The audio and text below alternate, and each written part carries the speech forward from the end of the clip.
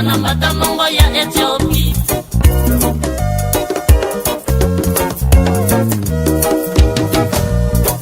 Munti ya Ethiopie, Dombe, Tatuka, Makulu Bedombe Batete, Mwete Takakongo Batuka, Makulu Muka Mukumbi Diatia, banambata mongo ya Ethiopie.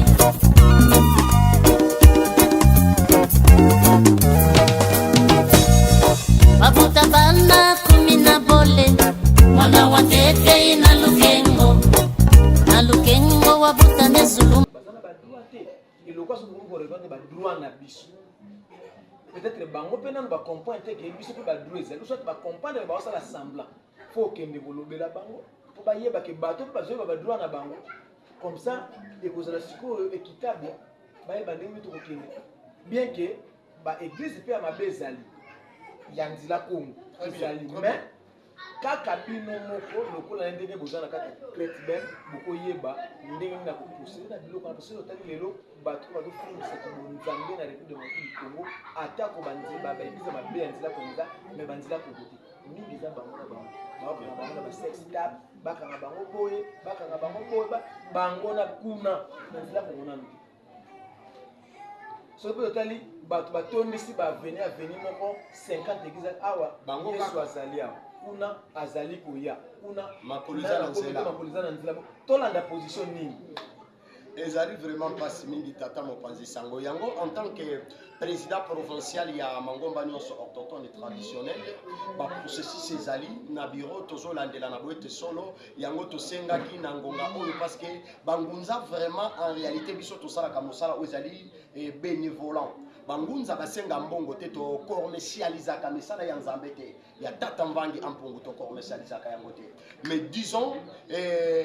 yango tosengaki epai ya bandeko bangunza en attendant ba choc bandi makambo ya bamikanda na boete solo bayana no ko s'enregistrer bayana no ko s'adhérer na kati ya confession religieuse 9e confession religieuse o ya biso bangunza au chef de l'état biko pesa su ya vision ya tata mokambi wa biso na boete mfumo mangele selobasa bayana no wana na kati ya confession pour tezelia ko fongwama to ya to s'adhérer en attendant to luka na boete ba processus ezali ya koluka ko kutana na ministre de la justice enfin que lingomba nyonso ba mangomba autochtone tozala na mesure ya kozwa ba personnalité juridique enfin que emekempe ko valoriser pe mangomba na biso donc yangwana ezali na ba processus et puis fumu eloko koluka bomeka kolandela ngo ba revoir parce que les autochtones comment bino ba autochtone boza la ba 9e ba premier ba deuxième ba troisième ba za ba nane très bien bino ba eyandura ba 9 Kongo dia fulu zanza, Kongo dia siviki sayo, Kongo dia ya lanza ya vimba, mungolo za kwa tulendo. Rapport biso na bonzambe na biso na makambo ya théologie obino bobengi théologie tongoko lobango théos logos étude de Dieu bakena ko yebula Nzambe te batanga ka Nzambe te mutu abota makane na likabu ya Nzambe so ke tanga Nzambe se webi Nzambe ko c'est Nzambe se ka yebi Nzambe c'est qu'il y a yebi Nzambe très bien donc webi Nzambe ko mpeja Nzambe okomi Nzambe yango tokoloba na boete na bandeko babuda matadi tata mopanzi sango na boete solo bameke mpe ko revoir soki bakosala fermeture d'église c'est pas un problème moi pour moi babandana no kokangana no mangomba ya bapaya koma catholique ya cause l'église d'état mokide na biso pourtant ba autochtone bazali comment communauté islamique et les églises de réveil protestants armés du salut qui ont traité de nos ancêtres de toute façon bato ba boma bankoko na biso makambo ntino lolo baza avantagé plus que biso ba autochtone yango tokoloba na bango na boete na babiloko tata na biso excellence constant mutamba bebe koloba voilà ba permis ya bakilité voilà ba permis d'exercice bon ça va c'est bien nous mena ba autochtone makambo na nyonso lokola par exemple ngai na tanga la kelasi ya molimo na tanga na libumu mama na ipeni na théologie soki wapi na kenda te. Mais voilà ce que je parle, ce côté mon théologie, docteur à théologie, à cause pas même 30 secondes, il y a comme un peu comme ça le débat sur le plan spirituel. Pourquoi Kokokate? Mais n'attends la théologie, Donc il va mettre un peu qu'on revoir. Tout le monde va pharmacie, kangami, va boutique. Oui, c'est bien. Pour qu'on mette un peu qu'on tire ordre, mais biso na mangomba na biso orthodoxe, ba luka, ba ya ba mettre un peu qu'on favoriser biso. Soki mopaya. Oui, bote que la ta mopaya mukanda, ce qu'on biso ba orthodoxe. Avantage na biso ezali, ba kolo mabele. Avantage na biso ezali. Même la charte des Nations Unies, l'autochtone bazar reconnu. Très bien. Même la conscience autochtone a reconnu. Ce qui vous reconnaissez autochtone, même les chefs coutumiers, beaucoup reconnaissent c'est que vous reconnaissez même pas les chefs coutumiers. Il y a un problème. Attends, un jour à l'autre, moi j'ai demandé, il faut que Sata, ministère des Affaires coutumières, Bapesa Bango et Yamba ya Bango Moko, Bapesa Bango na boite Ndako ya Bango Moko, ministère ya Bango Moko, pour être la voix coutumière et Bandako décider na kati na mokili na biso. Ti bakenda ko tia Bango na kati ya ministère soki ya intérieur, soki ministère ya intérieur et affaires coutumières, soki le lenge nini. Or faut bazala affaires coutumières, il faut ezala ministère mobimba. Oyo kotana makambo ezali traditionnel na mikili miso ezali mais chez nous awa po pe ba pesa ngo lelo ba ko tsango na kati ya ministère soki ya intérêt c'était un problème ezaki affaire yango tokolo bana bote na mikili miso ba orthodoxe bazaka avantagé mais na biso ba orthodoxe ko kanga ba église fermeture ba église c'est bien parce qu'il y a prolifération des églises mais banani ba memi prolifération ba église mais kasi mangomba ya ba payati ne banto ba mingizila Mama ngomba étrangère yango ndiye kotonda na kati na mabele na biso awa papa kulumuna mpeve kuna afinali batu nyonso mutu nyonso lelo yo soki akutani kaka na nzambe fo atinda yake ndo kosala église nanu nzambe akutana na mutu tatinda sala boutique bagena kusala ka église mutu soki akutani na nzambe il faut sala ka église nzambe akotinda batu takutana yo pesala na compagnie do utiloka na Amerika utiloka kana soki na Europe utiloka soki na Corée du Nord utilo soki wapi na Arabie Saoudite oyeka nzamba taliso oya na Congo to na Afrika oyo fungola église pourquoi pas kotaliso fungola compagnie to luka ba compagnie fungola ta boutique nzamba talisaka bantu ba fungola l'église tata mopanzi sango donc il va me un peu quoi avantager biso là et cause la yenge mingi na kata na belle biso mais isa dossier te beaucoup qui c'est pas ya ba mandele sindi ko bi ko za moko pe ya ba cadre na kata crête même beaucoup qui ça met ko lo ba soit motion soit pour sa demande na son excellence ministre de la justice garde du sceau papa Mutamba bombe la kutalisa yelo Kongoja Fuluzanza, Kongoja Sivikisayo, Kongoja ya lanza ya vimba, Mungoroza kwa tulendo.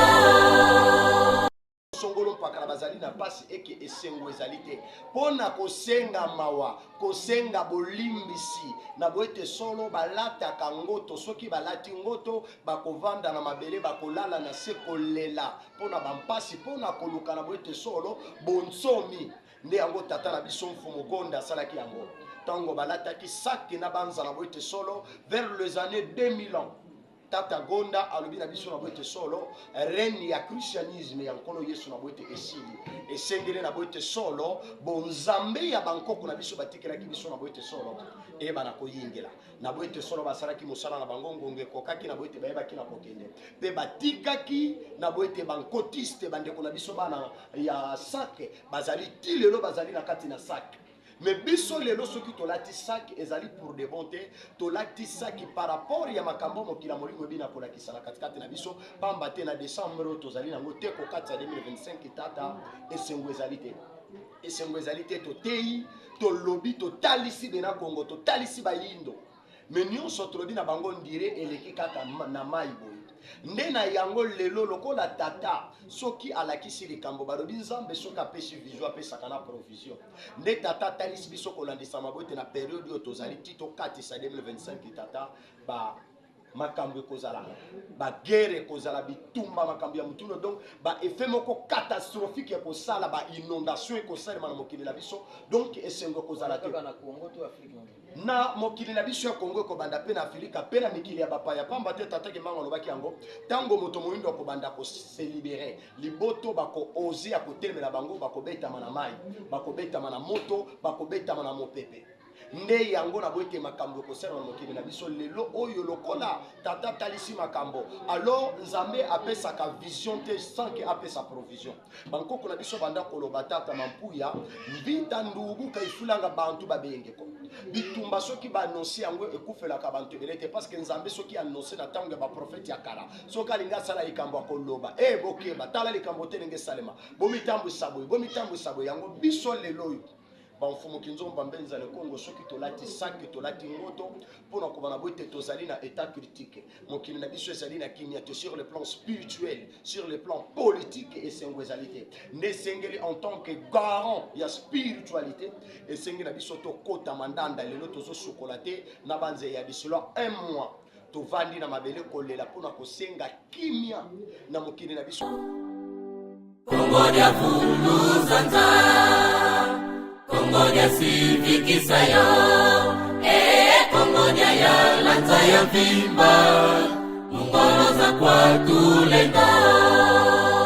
biso babengi biso na kombo ya mfumu kinzomba mbenza le Congo ngina mfumu mbenza mwana ya mvula nene inalanga ntekolo ya vitini na mpango si Congo pe ya vuzi dia kuwa moko nkulutu ya libundu représentant légal et spirituel ya Kintwadi qui a banunga Momoanda la Kabem vient en cycle et puis les représentants provinciaux de la 9e confession religieuse des églises orthodoxes et traditionnelles Bangunza vient Longo créé Bemina Mokuse Matondo mingi fumu na ebiki kala mais tout le monde ni lisusu ingeta boni sino santé boni makambo na lisongi ya Walongo mfumu Kimbangu na boete kimi ezali Matondo fumu soki toyepa na bino toye na tinete tokomi na suka mvula balandi ya lunungu la Nzambi télévision bangunza de part et d'autre na mokili bazobenga bazokoma na WhatsApp balobi ke baza na besoin pe bayoka lisusu mongongo ya twadisi ya KBMV yango toye lelo toya kosolola na bino bolobi dini to bolobeli bana na bino oyo balandaka bino na mokili mobimba nini po ete tokomi na suka ya mvula tata di moins abateli mingi tobandaki na bango batiki biso tokomi mwa liloba nini okolobela bana na yo mpona kofortifie bakopesa bango mpe susu bokoti elamu na mbula sika oyo tookota ingeta matondo mingi tata na biso mopanzi sango na banza vraiment ya yambo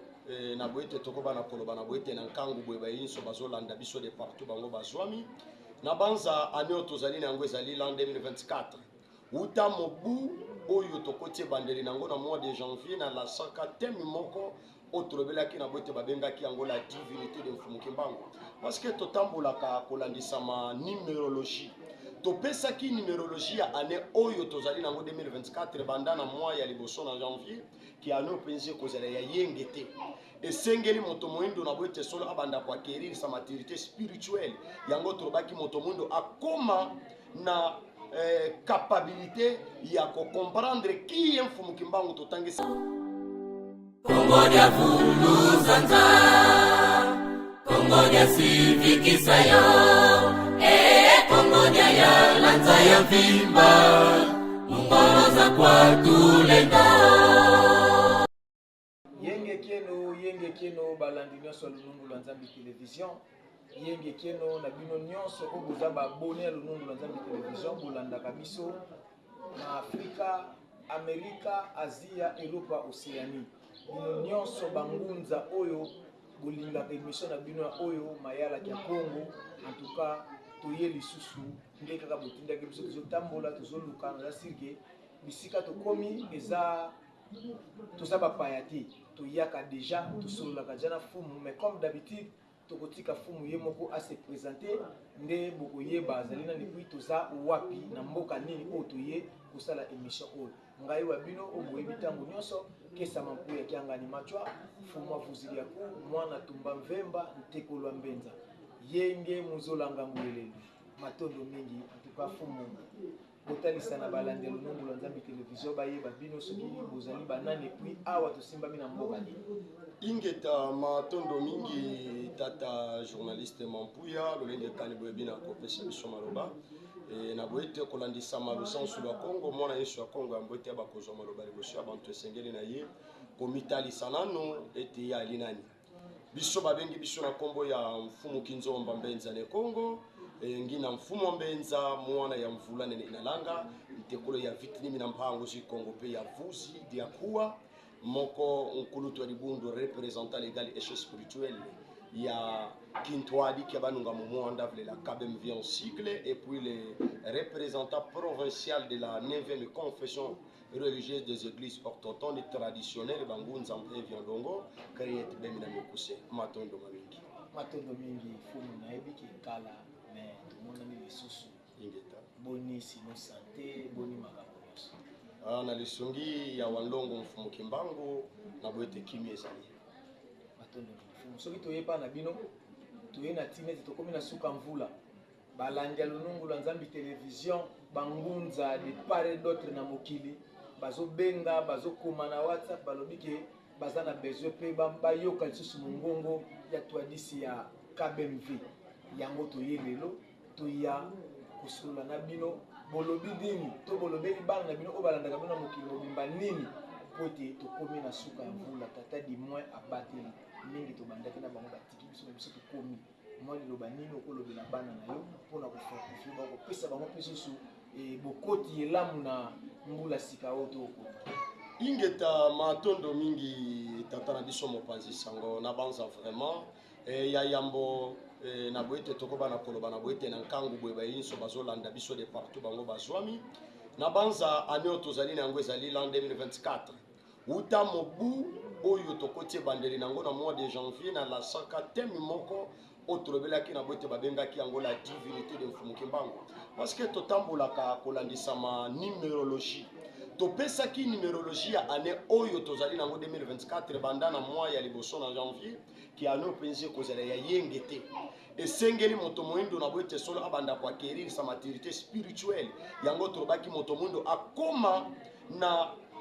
capacité ya comprendre qui est mfumu kimbangu totangisaki la divinité de mfumu kimbangu donc bonzambe ya mfumu kimbangu point bato tolobaki na boete l'année 2024 ezali chiffre 8 kolandisama ko additionner ba chiffre nyonso ezali na kati na yango epesi biso 8 oyo na boete tobengaki yango ezali na boete chiffre ya 9 waniki ya nzambe simbo ya yalaka na boete na este pamba te chiffre 8 na bongo ezali chiffre moko babengi yango père tozwaki mokano ya kodiviser yango par 2 epesi biso na boete 4 qui veut dire les 4 coins cardinaux kolandisama botata mokeli ntango akabolaki mokili na banza bakristo ata mikanda na bango bateyaka yango na mokanda na banza ya Deutéronome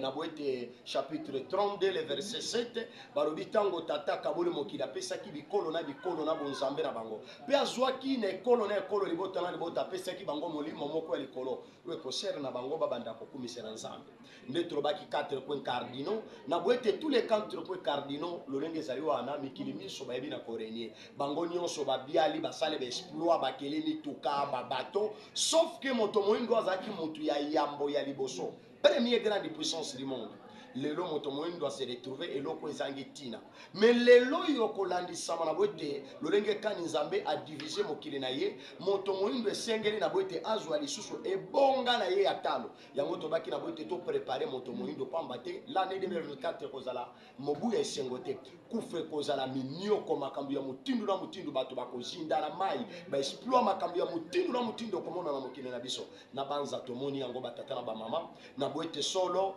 tito zokende presque na suka na boete tomoni année 2024 ndenge nini na elekaki ezaki année ya yenge te parce que tobanda koloba yango banda na mobu ya yambo toyeba ko préparer bani ya bantu pamba te 2025 ezali chiffre d'affaires tobengi yango le chiffre 9 babengi yango chiffre ya mfumu ndungunu ko additionner na boete solo 2025 epesi biso chiffre 9 qui est notre code de la spiritualité babengi yango kama voix louvoix yevoix neto zali koloba na boete solo na bela Congo pe bana yinso ya Afrika to lokola ya Congo pe bandeko yinso balandi ya lunungu lwanzambi TV na boete solo 2024 tomoni lolenge kani yango ebaki na koleka euti ane moko ya mpasi ya kolela donc esengo ezalaki te mais 2025 na boete tozokende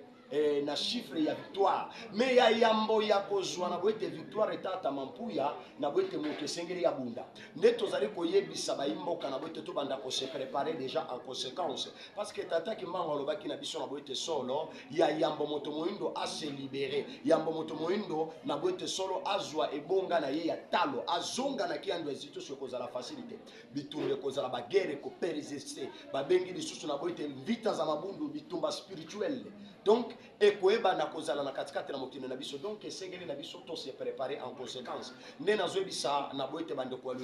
ya lunungu lwa nzambi tv mpe bandeko balandi nyonso bazolanda biso na boete tolala mpongi to se préparer l'année 2025 ezali année ya mfumu ndongono tozokende vers le but mais nyonso balakaki biso babikolaki elingi ekokisama me bokokisami na yango na boete kozala facilité bitumbe kozala kufe kozala me lelo toyei na boete solo ya kotalisa na bana na bantu na boete base préparer balanda matambe moko ya mvuluzi mfumu kimbangu ya ntongono pe na boete solo balanda mayo tozali koteya na bango mpamba te tokomi pembeni ya likambo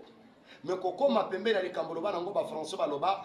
à l'entrée du village kalabas ekoki kotombe nde na boete solo tokomi pembeni ya village soki na boete solo bandeko balandi nyonso lunungu lwa nzambi tv bakoyeba na kolanda na boete solo po ezali matambe ya mfumu mvulusi kimbangu ya ntongo na to mokili na biso na boete tata tolingi tokoma vers émergence ya mokili na biso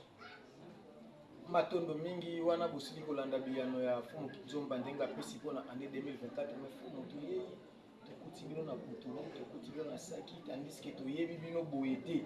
toyebi bino motu ya bamvuela tanto ya jaune tanto ya bleu tanto ya rouge style oyo toyebi yango eza uniquement mpona tata gone mais lelo tomoni bino toyebi kokuta bino na style oyo ya saki epe putulu bokotalisa bayindo to balandi longo na nzambe télévision nini par rapport pourquoi fo bokoma na elateli oyo na suka mvula ya 24 ingeta matondo mingi tata mopanzi sango na banza vraiment mutuna na bino ezali malamu mingi mpenza kolandisama molato ebi kolata biso mokolo malelo mingi mpenza bazali komituna bozali moto ya mbote pesi pe ba polémique na nzela na baitando ike tout ça na ba réseaux sociaux lolenge kani lelo yo bamoni mfumu kinzomba mbenza ne Kongo a changer tenue d'habitude lolenge bayebeli bango na bote lelo ba changer kolata sac otobengi na kikongo ngoto etebi yango par rapport na boete tata na biso mobundi monene mfumu gonda wasilwa golika kizunguluka oyebaki na kolata yango alors tata mopanzi sango ezali na tina tango mfumu gonda alataki sake na boete solo mingi bakomprenaki te kolata ngoto ezali nini kolata ngoto ezalaka na boete solo synonyme ya pasi soki libota moko songolo mpaka na bazali na pasi eke esengo ezali te mpona kosenga mawa kosenga bolimbisi na boete solo balataka ngoto soki balati ngoto bakovanda na mabele bakolala na se kolela mpona bampasi mpona koluka na boete solo bonsomi nde yango tata na biso mfumu gonda asalaki yango ntango balataki saki na banza na boete solo vers les années 2000 ans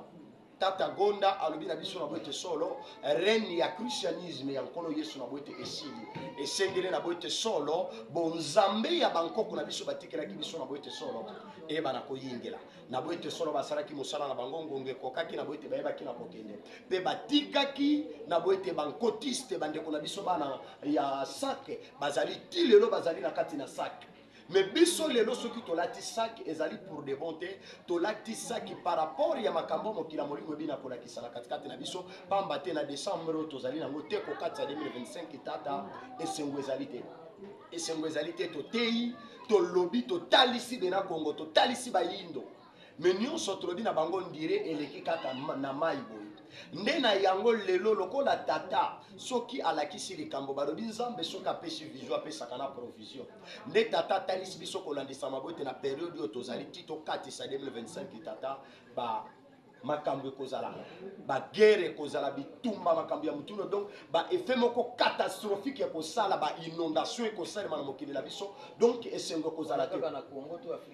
na mokili na biso ya Kongo ekobanda pe na Afrika pe na mikili ya bapaya pamba te tata kimbango alobaki yango tango moto moyindo akobanda kose libere liboto bako oser akotelemela bango bakobetama na mai bakobetama na moto bakobetama na mopepe nde yango na boite makambo kosala na mokili na biso lelo oyo lokola tata talisi makambo alors nzambe apesaka vision te sans que apesa provision bankoko na biso banda koloba tata mampuya mbita ndubu kaifulanga bantu babengeko bitumba soki baannonce yango ekufelaka bantu ebele te parce que nzambe soki annonce na ntango ya baprofete ya kala soki alingi asala likambo akoloba bokeba tala likambo te ndenge esalema bomitambwisa boye yango biso lelo oyo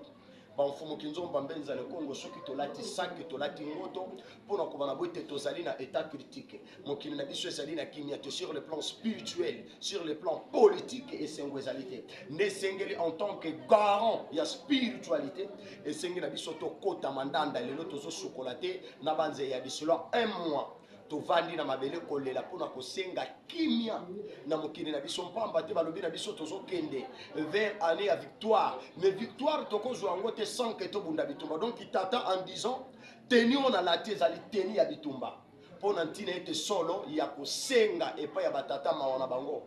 eyi ya likolo na biso enfin ke elongi bana kopesamela biso ndenge moko mpe papa ya ngenda na 85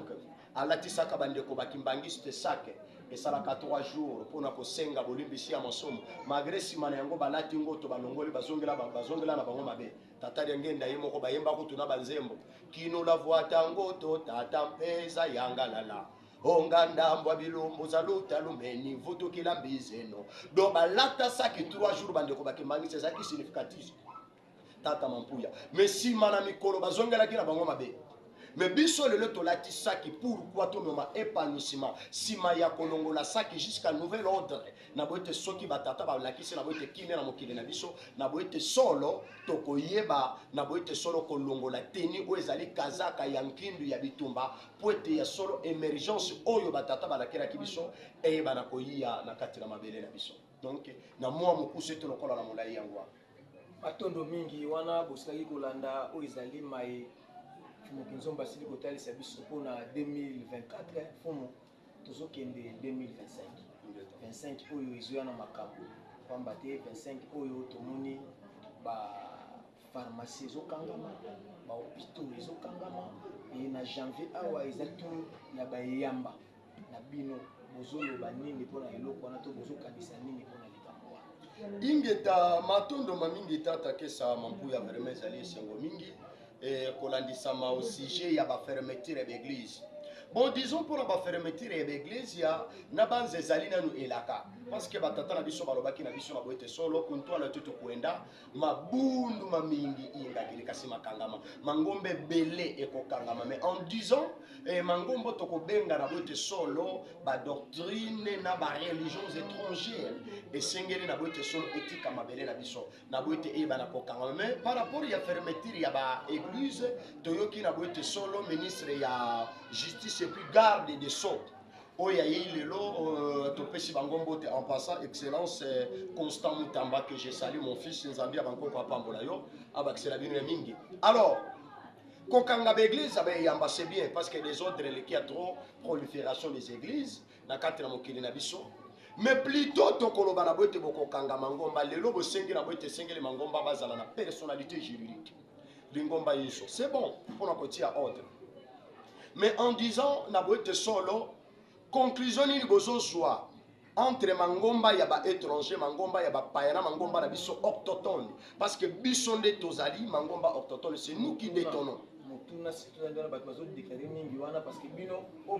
boteza biso ba autochtone devoir na biso bongo siko biso ba autochtone ba droit na biso ezani yango wana tozali kobeta setu koma na boete tata na boete solo tokosenga na mbura matali ya mboka oyo bameke mpe ko revoir yango kokanga be yamba c'est pas un problème mais en disant soki bokokanga be yamba biso ba autochtone sikawa mokili na biso biso avant catholique ya protestant les églises de réveil du Congo islamique communauté islamique yambo batsa matambe awa ba yakokuta biso na ba eyamba na biso soki lelo boko se permettre ya kopesa ba eyamba ya ba paya mikanda ba personnalité juridique. C'est quand nous qui détenons la couleur de la spiritualité authentique. Nini bozo se préparer na 4 na biso. Ce qui bande ko ba kosomba ba personnalité juridique voilà $2000, $2500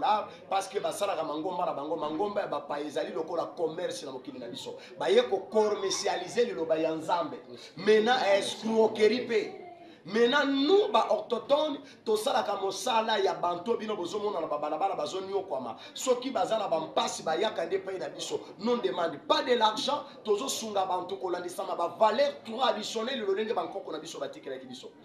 to senga kambongo te maintenant yango to ko senga na mbulamatari ba mekempe ko revoir soki na boete solo ba ko kanga mangomba me ba mekananu ko tala na no siji ya biso ba autochtone bantoyo bakolo mabele biso tozala ba valeur na biso biso tozali na ba coutume no tradition avant ba eyambane yaka biso toyebaki nzambe toyebaki pe kotambola na matambo ya biso nini bazobongisa mpona ntina na biso parce que nalandi malamu tata mopanzi sango po kende kozwa personnalité j'ai dit que sengeli na bote ozala na diplôme et ya théologie nena kotuna epa ya bambula matadi biso tosala ka théologie te bankoko na biso ba décrocher ba diplôme ya théologie te mfumu kimbango asala théologie te ba ne vita nkanga ba ya vita kimpa tosala théologie te il y a par rapport biso na bonzambe na biso na makambo ya théologie obino bobengi théologie to ko lo bango théos logos étude de Dieu bakena ko yebula nzambe te batanga ka nzambe te muto abota makanena likabu ya nzambe so ngeta nzambe se webi nzambe c'est quoi c'est qu'il y a Nzambe très bien. Donc, okomi Nzambe. Yango tokoloba na boete na bandeko babula matadi tata mopanzi sango na boete solo ba mekempe ko revoir soki ba kosala fermeté de l'église c'est pas un problème moi pour moi ba bandana no kokangana no mangomba ya bapaya koma catholique à cause de l'église d'état mokide na biso pourtant ba autochtone bazali comment communauté islamique et les églises de réveil protestants armés du salut qui ont traité de nos ancêtres de toute façon bato ba boma bankoko na biso makamontu na ntini lolo baza avantagé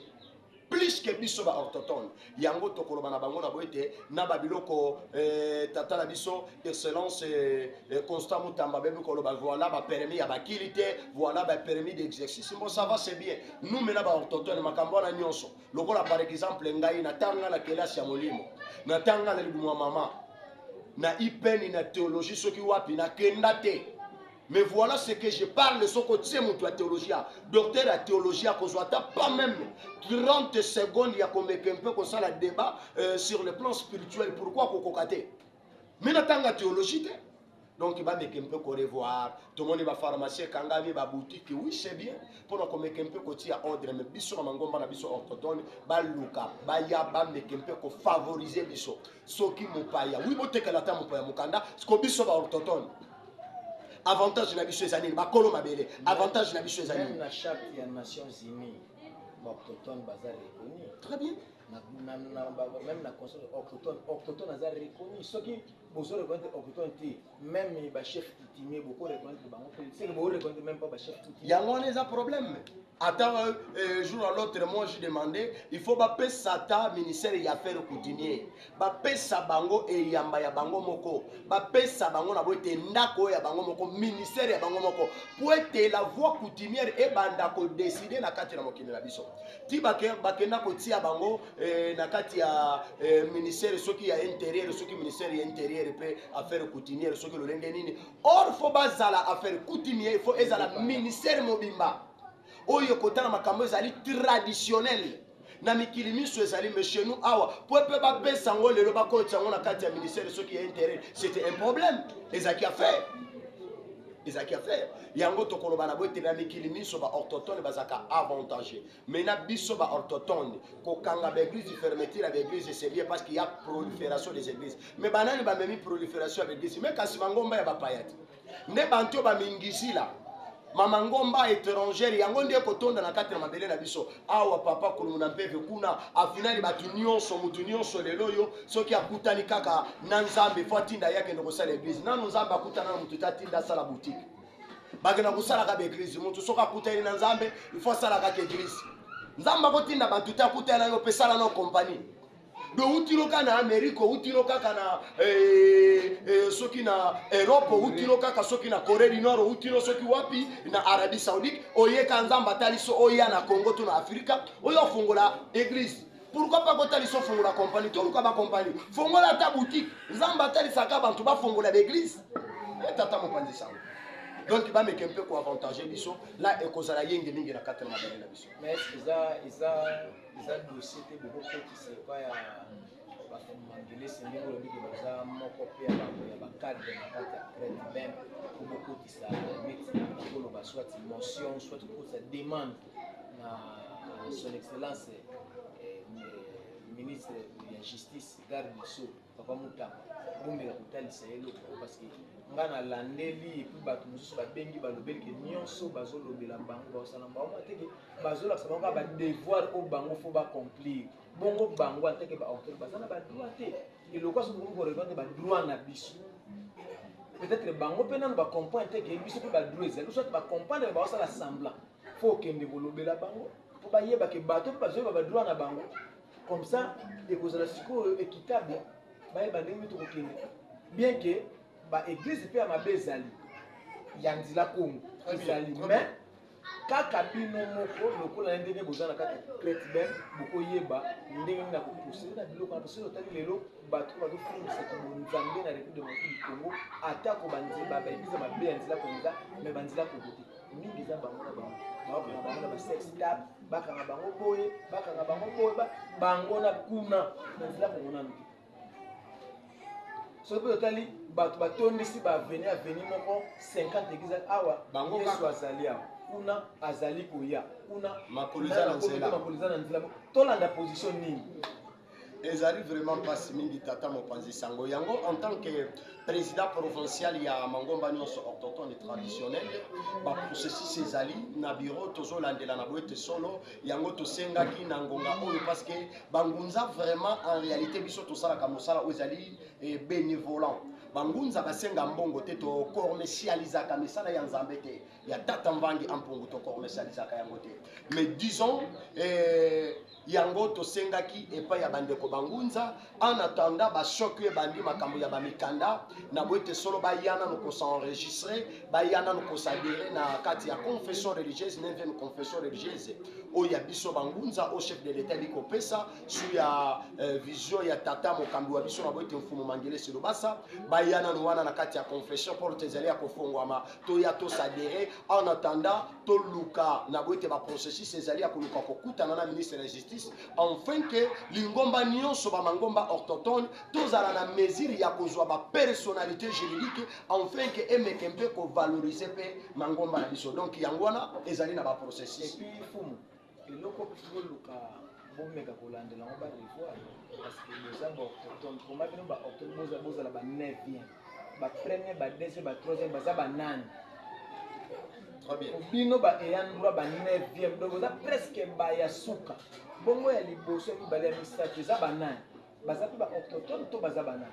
fo kolandela mpe eloko wana ingeta matondo mingi vraiment na banza au sujet na yango vraiment soulever sujet moko malamu on a essayé un peu à discuter na yango parce que problème mais nous avons subi une colonisation tous les cas qui na colonisation mangomba wana ozomona mangomba ya bapaya ce sont eux qui nous ont colonisé tango bango baya na sous forme ya ba religion ba confession et ba s'installaki déjà lokola ba première confession par exemple l'église catholique eza ba première confession ba protestant balandi biso kobunda kolandisama etumba batata balakelaki biso na boyete solo tokoya mpe kozwa confession tokozala mpe considéré parce que Fumukimbango olobaki na biso après 100 ans banda Fumukimbango atelemaki na 1921 après 100 ans likambo kosalema bato bakanisaki likolo ekokweya mapate kokita non après 100 ans ya Fumukimbango centenaire ya Fumukimbango na 2021 chef de l'état Félix Antoine Tshisekedi Tshilombo apesi bangunza confession lokola 9e confession religieuse yango tata mopanzi sango toyebi pourquoi ezali chiffre pe ezali initiatique eza chiffre moko ezali chiffre d'affaires parce que na tokoloba awa biso kolandisa mabonkoko na biso le chiffre 9 ezali chiffre ya code ya spiritualité na biso qui est le 999 kama voix louvoix et voix ezaki hasard te donc tango batie biso na 9 toyebi na biso na boyete solo lelenge tozokende na boyete solo ti jusqu'à ce que tokozonga faut tolongwa na état laïque biso ba autochtone tozala église d'état na kati na mabele na biso parce que na kati ya Rome c'est l'église catholique romaine bango nde baza église d'état biso pepe na moko lelo bapesi biso 9e confession eza position d'ailleurs baye kosunga biso mpona kozwa bokasi 9e confession religieuse biso pe tozali na boye na chiffre 9 qui est chiffre ya victoire ya mfumu ndungunu oyo kolongisa biso nde tobunda à partir de là na chiffre 9 po ete tozonga bantu ya yambo kozonga bantu ya yambo na sima na biso moto azala ke par exemple na Rome l'église d'état c'est l'église catholique romaine mais cela n'empêche pas islam ezala nango bakwela kati mabele na biso mais bakokoza l'église d'état te matondo mingi en tout cas tosili kolanda biyano nyonso ya Fumu Kinzomba Mbenzane Congo bino nyonso ko botindaki biso na site boza satisfait et tokomi na so presque na suka fumu mwali lo basuka ya clôture ko to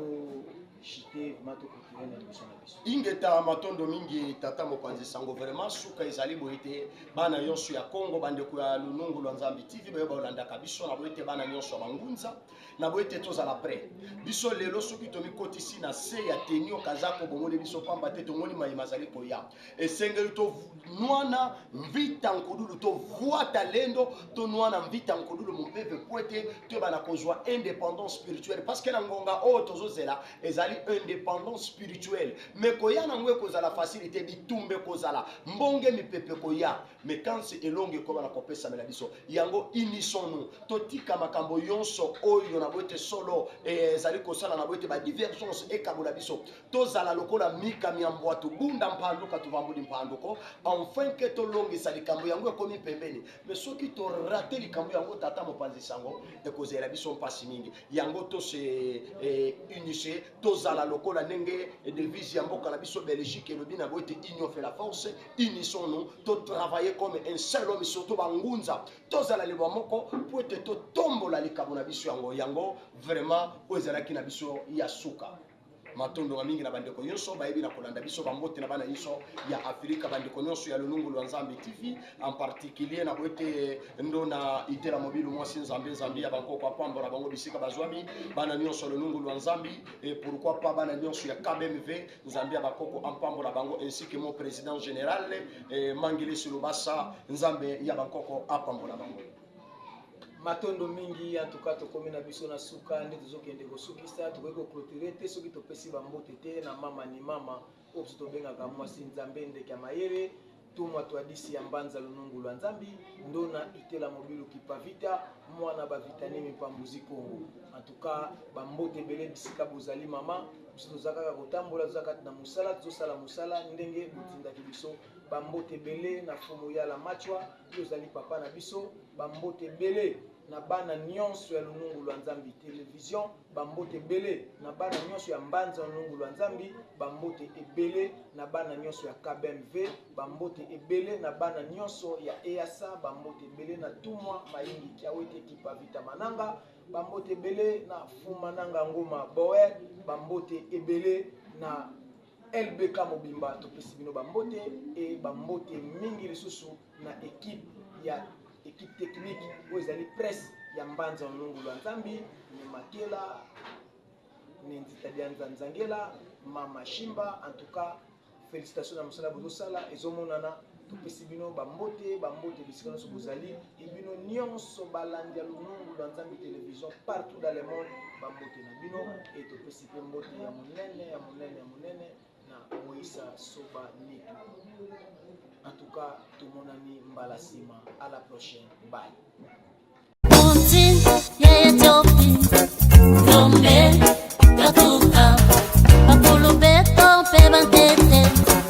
Umweke